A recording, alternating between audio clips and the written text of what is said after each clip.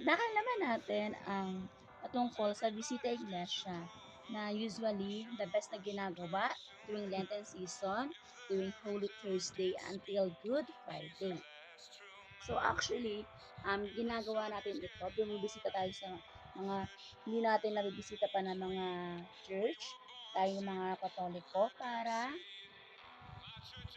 magnilay-nilay. Heto nga pala yung iilan sa mga parish or churches na napuntahan na namin.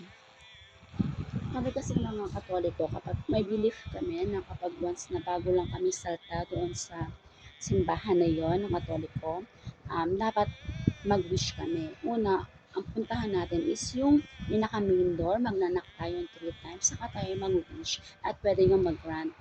Then after nang ginagawa ko, dinadasalan ko muna o nagdadasal muna ako sa mga santo doon. Then after nun, saka ako nag-selfie.